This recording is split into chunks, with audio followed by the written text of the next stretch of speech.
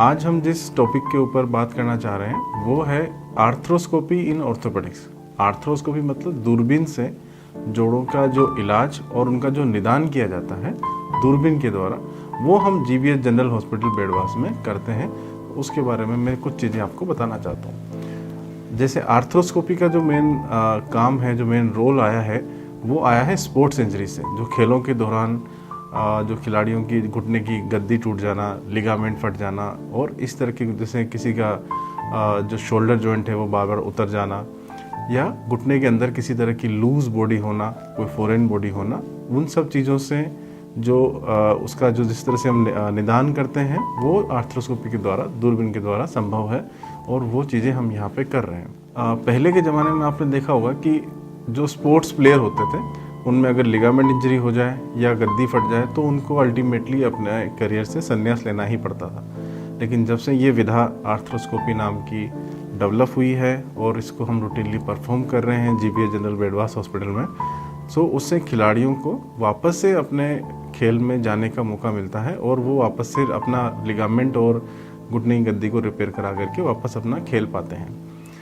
ये सर्जरी एक की होल के द्वारा, मतलब दूरबीन के द्वारा होती है, जिसमें कोई बड़ा चीरा लगना या कोई ब्लीडिंग होना, रक्तस्राव होना या इन्फेक्शन के चांसेस ये बहुत कम होते हैं। इस वजह से पेशेंट का जो स्टे होता है हॉस्पिटल में वो भी बहुत ही कम, या हम कहेंगे 1 दिन या मैक्सिमम टू मैक्सिमम 2 दिन।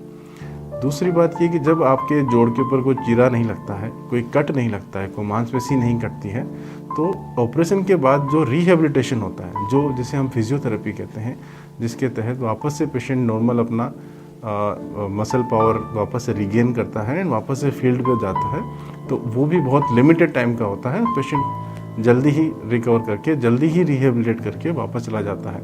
तो जो आर्थ्रोस्कोपी का एडवांटेज है ओपन सर्जरी पे वो यही है कि न्यूनतम रक्तस्राव, minimum stay, chances of infection is almost 0 and early rehabilitation, मतलब जल्दी ही रिकवर कर जाना। ये सब चीज़ों की वजह से आर्थ्रोस्कोपी का डेवलपमेंट हुआ। आर्थ्रोस्कोपी स्पोर्ट्स के बाद अब आजकल हम लोग जॉइंट प्रिजर्वेशन में भी यूज़ करते हैं। जैसे पेशेंट हमारे पास जब उम्र बढ़ती जाती है तो घुटना या कूल्हा या जो शोल्डर जॉइंट है वो धीरे धीरे ख़राब होना शुरू होता है। तो 4 तरह के हम ग्रेडिंग करते हैं जोड़ ख़राब होने की।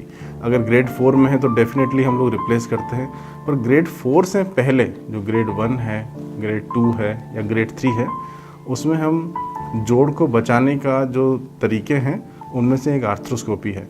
कई बार जोड़ बचाने के तरीके के लिए आर्थ्रोस्कोपी का जो यूज़ किया जाता है उसमें हम दूरबीन से घुटने के अंदर गद्दी है उसको रिपेयर कर देते हैं। कई बार उसमें जो उनकी कार्टिलेज फट गई है, कार्टिलेज ख़राब हो गई है, उस कार्टिलेज को रीजनरेट करने के लिए देर आर यहाँ पे कई तरह के दूसरे प्रोसीजर हैं, उनको करके, जैसे माइक्रो फ्रैक्चर हो गया, मोजिकोप्लास्टी हो गया, ये हम करके हम पेशेंट का घुटने को ख़राब होने से बचाते हैं। या फिर जिस तरह से सपोज वो ग्रेड 2 में है तो उसको ग्रेड 4 में जाने से हम लोग रोक देते हैं, ताकि मरीज का जल्दी ही, अगर हमने डायग्नोस कर लिया है कि ये पेशेंट ऑस्टियोआर्थराइटिस की ग्रेड 2, ग्रेड 3 में है, तो हम लोग ये कोशिश करते हैं कि ये ग्रेड 4 में नहीं जाए और उसके घुटने का संरक्षण, जिसको कि नी प्रिजर्वेशन सर्जरी या घुटना संरक्षण सर्जरी कहा जाता है।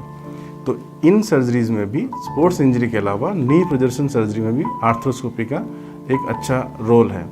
दूसरा, आपने देखा होगा कई बार कई प्लेयर्स में या फिर एक नॉर्मल इंसान में भी कंधा बार बार उतरता है। जोड़, वो कहते हैं कि हमारा सर एक बार उतर गया था, उसके बाद अपने आप उतर जाता है। तो ये जो कंधा बार बार उतरने वाला जो बीमारी है या जो तकलीफ़ है, उससे निजात पाने में भी आर्थ्रोस्कोपी या दूरबीन की सहायता से जो हम लोग सर्जरीज करते हैं जीबीएच जनरल हॉस्पिटल बेडवास में, उसमें काफ़ी फ़ायदा होता है।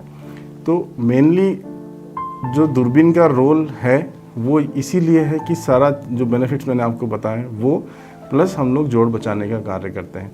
इस तरह से दूरबीन की सहायता से हम लोग यहाँ पे जीबीएच जनरल हॉस्पिटल में सारा काम कर रहे हैं।